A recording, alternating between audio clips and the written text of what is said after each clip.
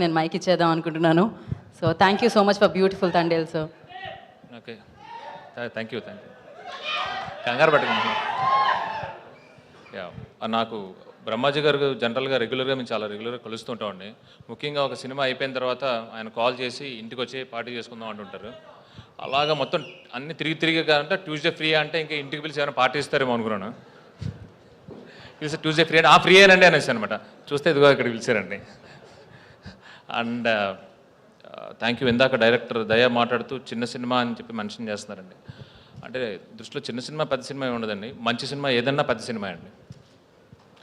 And yeah, చాలా ఎమోషనల్గా ఉంది. ఇంతకుముందు ఎప్పుడో పూర్వం నేను ఆ నలుగురు అని ఒక సినిమా చూసినప్పుడు చాలా ఎమోషన్ ఫీల్ అయ్యనమాట. ఈ ట్రైలర్ చూస్తే అలాగే అనిపిస్తుంది. సో క్యాస్ట్ క్రూ అందరూ ఎంత ఎమోషనల్ జర్నీ ఉందో ఈ సినిమాలో అర్థమవుతుంది. Thank you very much. Looking forward for 21st. Thank you అండి. సార్ మీ బాపు గారి గురించి. Yeah, okay. అంటే నాకు జనరల్గా మన ఇతిహాసాల మీద మన హిస్టరీ మీద చాలా ఇష్టం ఉంటుందండి. నాకు తెలిసిన కథలని చిన్నపిల్లల నుంచి పెద్దవాళ్ళ వరకు నాకేం తెలుసో నాకు ఎంత తెలుసో చెప్పాలంటుందండి. సో ఆ రామాయణం, మహాభారతం, భాగవతం నేను అంతలాగా సుందరకాండతో సహా దగ్గరుండి చదివాను అంటే అది మా నాన్నగారి వల్లే. దానివల్లే నాకు కార్తికేయ 2 వస్తుంది. ముందు తర్వాత సినిమాల్లో కూడా అది వస్తుందండి. థ్యాంక్ యూ అండి. Thank you very much. Thank you Chandu గారు. Thank you so much. ఇంత బిజీగా ఉన్నా కూడా వచ్చి ఇక్కడ ఈ సినిమాకి అంటే నేను ఉన్నాను అని వచ్చినందుకు థ్యాంక్ యూ సో మచ్.